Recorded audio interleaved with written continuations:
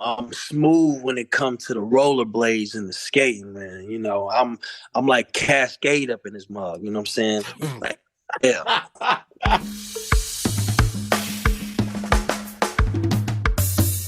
What it do, baby? Gros pod, gros pod, gros pod, gros pod. Big pod today. Hey, my man. One half of the street prophet. Montez Ford is in the building. English Wednesday is back for a special one. And hey, WWE is invading Montreal this week, and I couldn't pass the opportunity to speak with my dog, my man, my brother, my homie, one of the guys that inspired me, Montez Ford, because this guy is going into Saturday night. He's going to Saturday night, and he wants to come out as a champion. So he follows the long line of WWE Superstar that we've had on the podcast. We've had Rhea Ripley, Elias, Kevin Owens. So, hey, Montez Ford got a lot to say. And let's put it like this. I bonded with my man. Bonded with Montez Ford. This guy has everything to make it bigger than what he is right now. And let me put it like this. I've seen the fit. We recorded this before Monday Night Raw in Brooklyn. I've seen the fit that he wore in Brooklyn. Let me say, that man looks fly. That man looks fly. So hey, Montez Ford, sans restriction. Let's go, baby. Very, very, very happy to have Montez Ford, Mr. Cup himself. I don't have a cup. I should have brought a cup. This is a fancy cup, though. I got one for you. When I come to when you come to Montreal, I come to collect it. That's right. You come through, I happiness in there for you, and everything gonna be Gucci. Okay.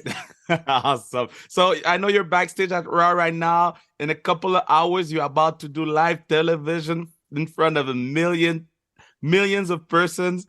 Do you still feel nervous? Do you still feel scared, or it's motivating right now because that push is coming?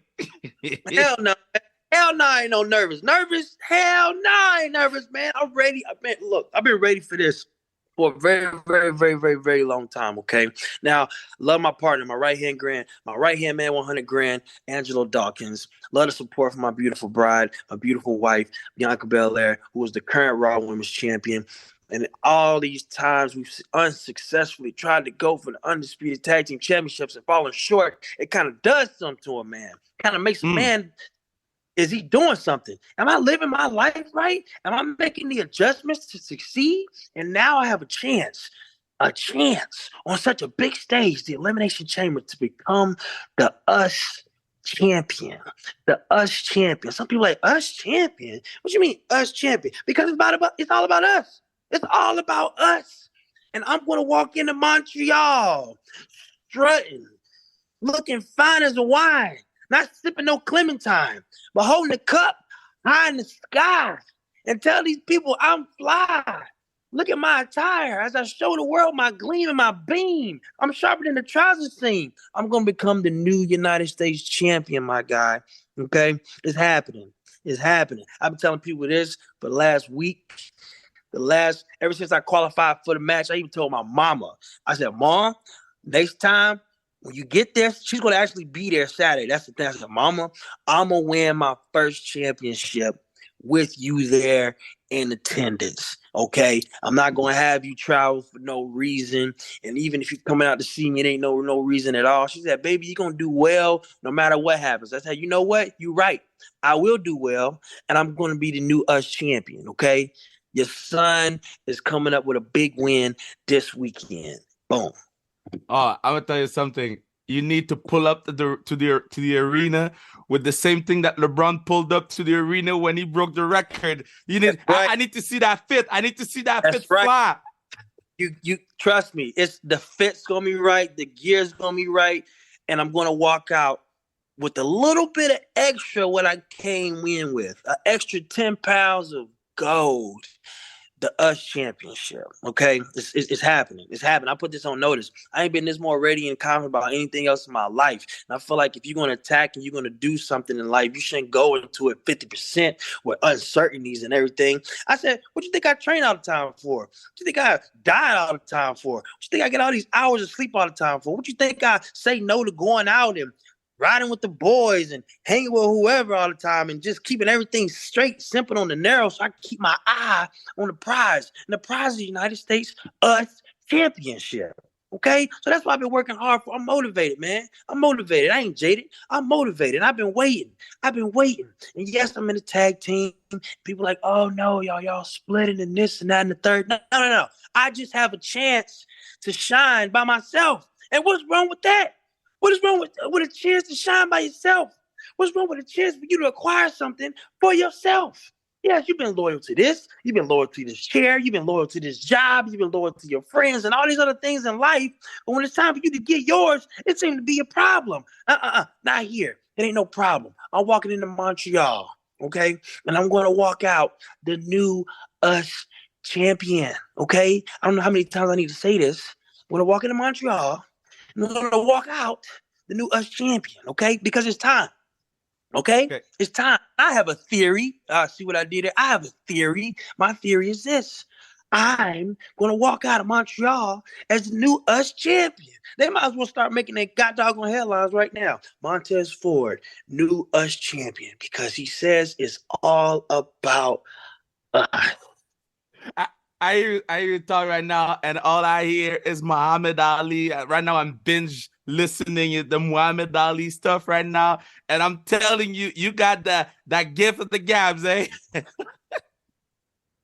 You know, it's so funny you said it. He's actually he's my idol, man. I've been looking at him ever since I was a child, man.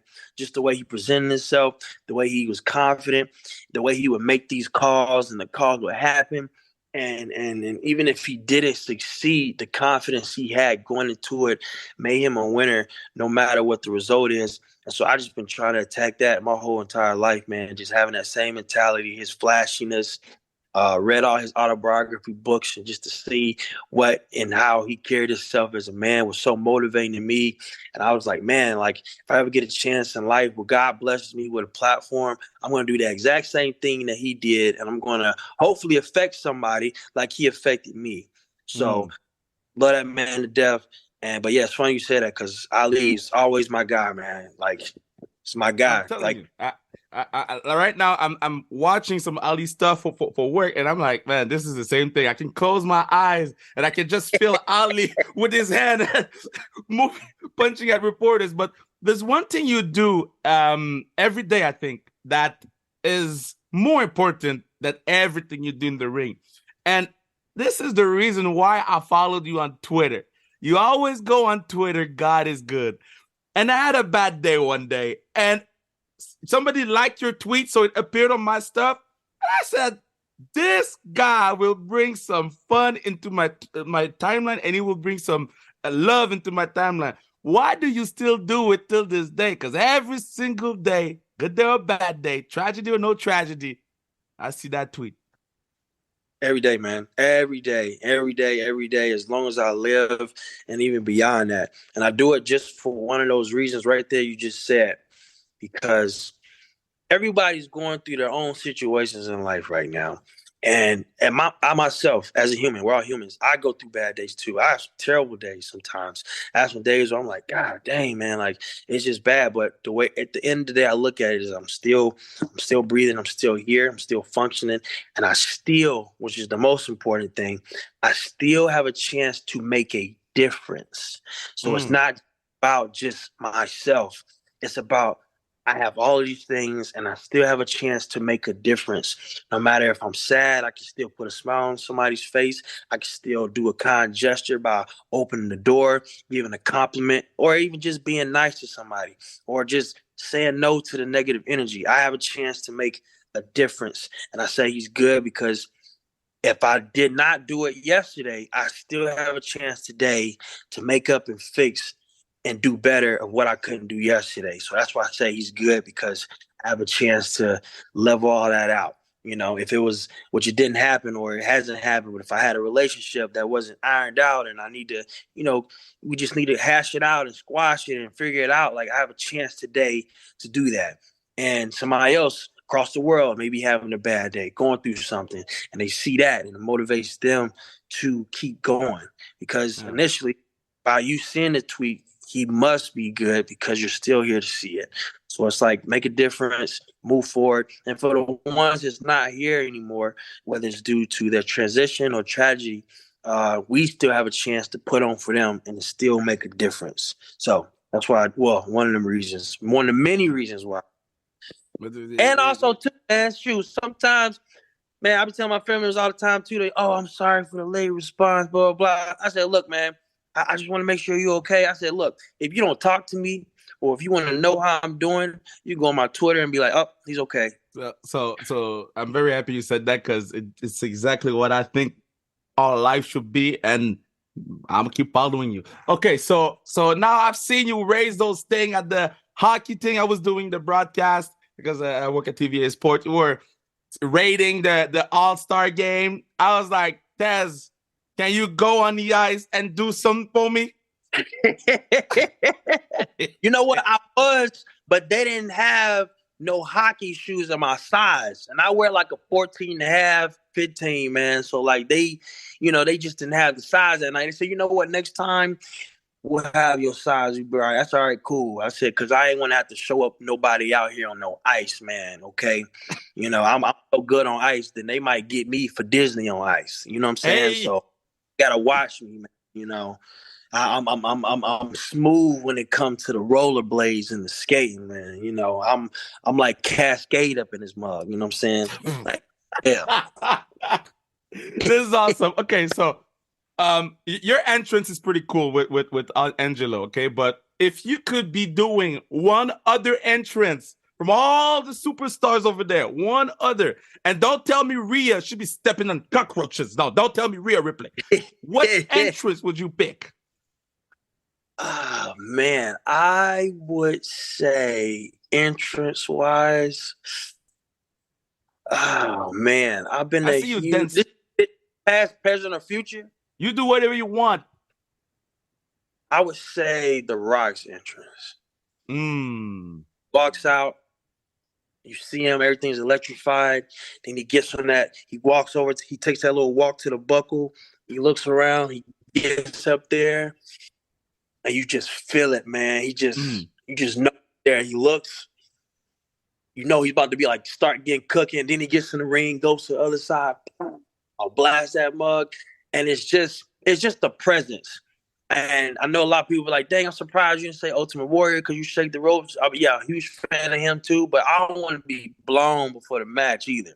But but I would say Rocks because just his presence and essence alone grabs your attention. You're just like, damn, it's a cold mug right here, man. That's awesome. And okay, so if you could, you're having a legendary tag team run out there. If you could pick one other tag team wrestler from another team to have him tag with you for the last match of your life, another tag team wrestler, who you're picking? And we can have Angelo as the ref if you want. Okay, so this other person is a part of a tag team, and this is my last tag ever. Yeah. I would say Otis. Yeah. Oh, wow. Tell me why. Otis. He's a wide load, and it's going to be very hard to, not only just take him out, but just to pick him up in general.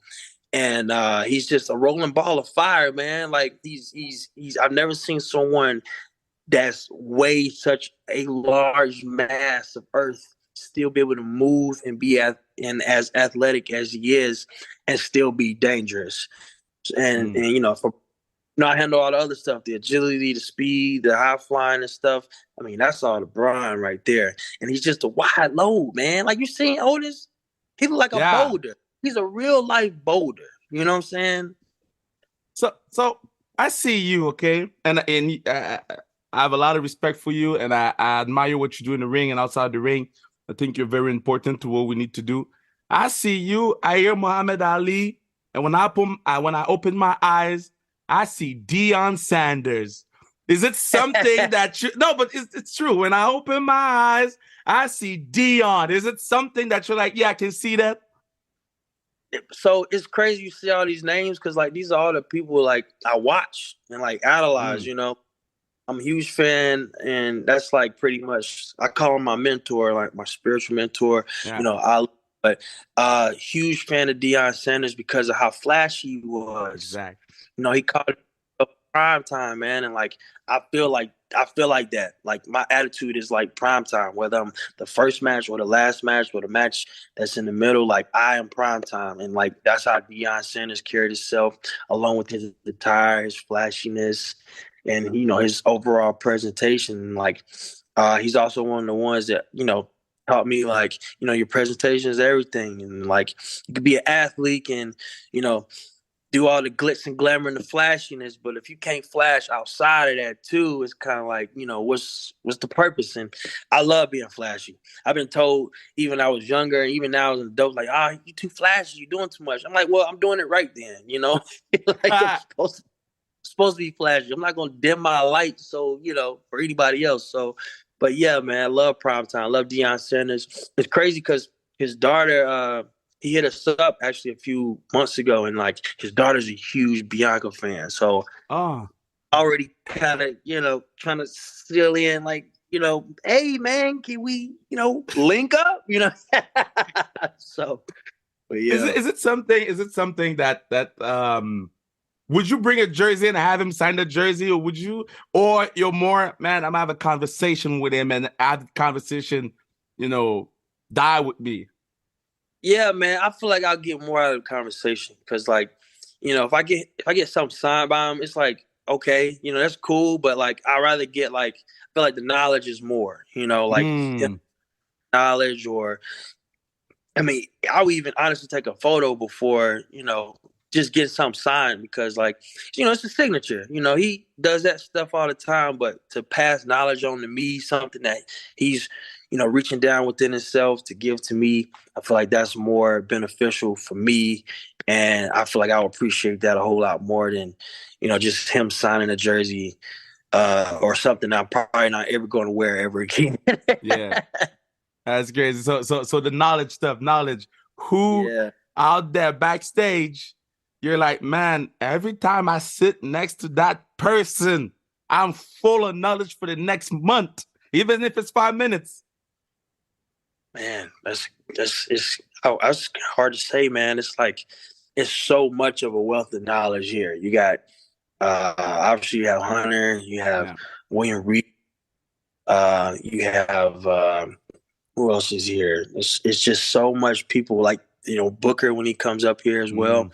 You have all of these people, like the times that Kurt comes through sometimes too. I try to like pick everybody's brain seriously because like I always look at it as like these are the individuals I watched growing up, and I know the moments and things they given me and how they made me feel. So I always try to pick their brain to see like, hey, what was your mindset going into this, or like what you think about this, and even some of the referees as well, man. Like I just always because you got to think they're in the match where these moments and these things are happening. So like if anybody would know, it's the person who has the first class seat, which is the refs.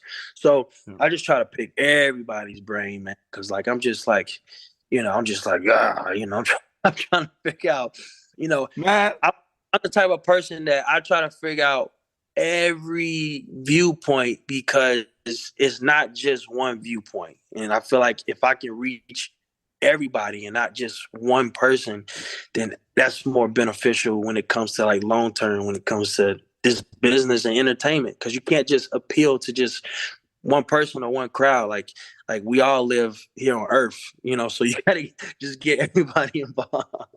Yeah, but sometimes it's tough. I doing the work that you do and doing the work that I do on my side of the fence, and I'm like, man, sometimes you feel like you're there, right? You feel like you're almost at the top of the mountain, and you look down sometimes and you see them with their forks ready to grab you when you slip.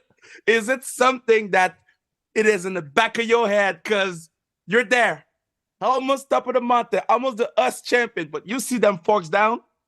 Oh yeah, it's more motivating for me. I'm like, let's go higher. Let's go higher. Because if I look at it this way, man, like, if they can be down there with the forks waiting, but just always remember, like, if they want to see me go out, if they want to see me fail, then the process, I'm gonna give them a show. I'm gonna give them something to inspire. And a failure is a failure, but like, always go down swinging.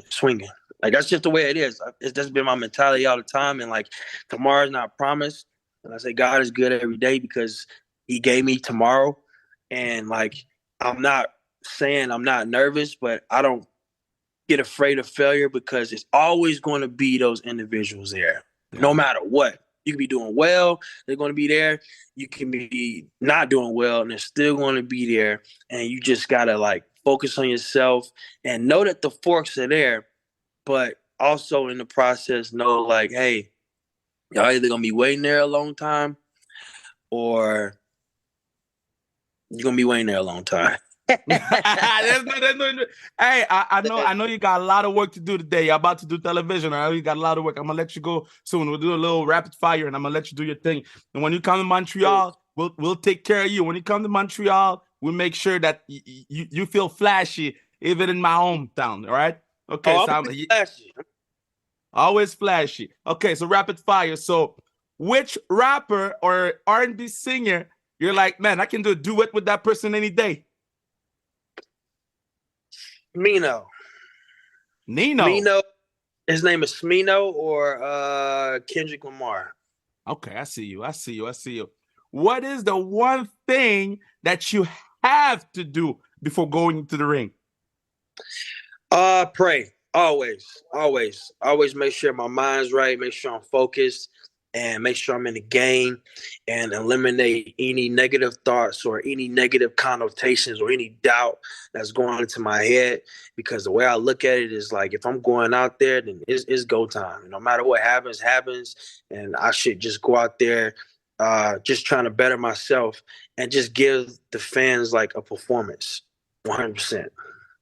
What is that one? Because I know you and Angelo, you all look fine. Y'all always bring that sports, and I hope you're gonna have the Montreal Canadiens color. I hope you're gonna have those Montreal Canadiens color. But what is that one sports city team that you were like, man, that fit was fire? I would definitely say right now, probably watch Raw tonight. Okay. I would definitely. I know that's putting some stakes high, but I would say definitely so far we did the Titans at SummerSlam, but tonight I think we're in a Barclays. You went Katie and Kyrie? Yeah. Let's maybe a little bit on the Jeter side, but we'll see. Ooh. Okay, and last but not least, because I know your shoe games are very strong. And I know you like those Tom Ford fit too, but it's true. I know you got those two things going. Hey, what is that one pair they're gonna bury you with? This is yours. The Nike Fear Guys. Wow. Fear Guys, bro. And if it's not the Nike Fear Guys, it'd be the Jordan 4 Breads. Yes. Yeah, those are my two. Man. Or hey, I'll let you. Yeah. The Nike Air Max, the ones from Back to the Future. Oh yeah. I like the Fear Gods though. I like that. Okay, so I'm gonna let you do your work. Thank you so much for your time. And like I said, you're about to be the US champion. And like I said on the broadcast, when you're the champion of the US, from Albany to Colorado to New York, and you can almost take Montreal with it. Because if you're the US champ, you're my champ. Yeah, right, man. That's right, bro. I appreciate you. Thank you so much. I'll see you Saturday. God bless. See you Saturday, man.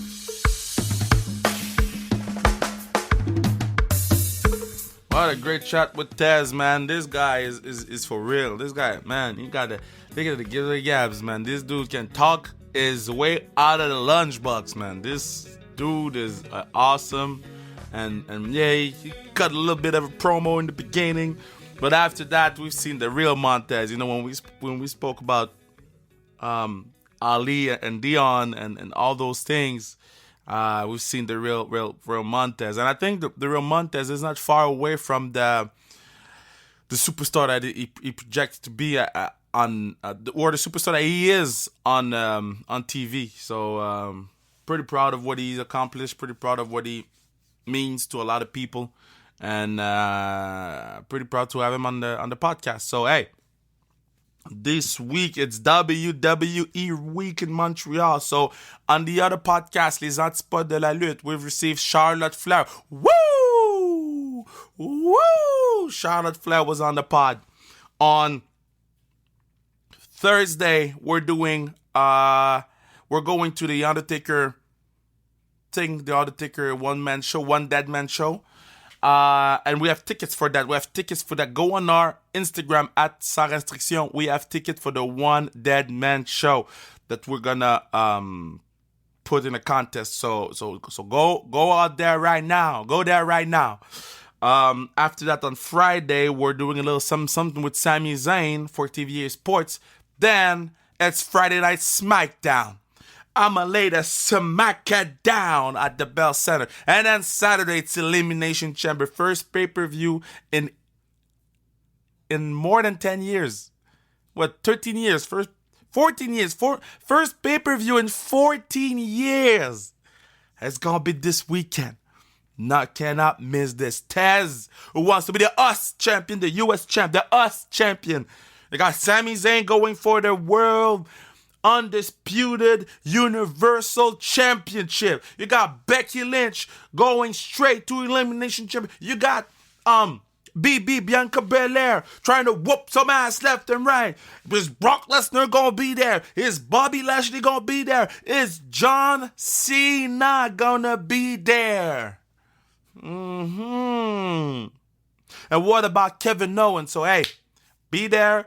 We'll be there for 3 days. We'll turn up. Might drink a little something in the red cup, and let's have a good time over there. It's pretty rare that WWE comes for a pay-per-view, and it's pretty rare that we have WWE for 3 days like that. So and then Monday it's Ottawa. I'm going to Ottawa on Monday, so I'll be there for Raw on Monday. So hey, WWE week, even on Sans Restriction, and then next week we got a lot of great things for La Force de Montréal. So stay tuned.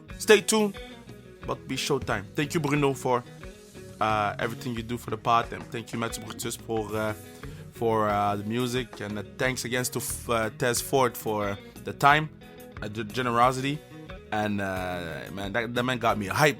That brother got me a hype. I'm ready to crush my day now. Let's go.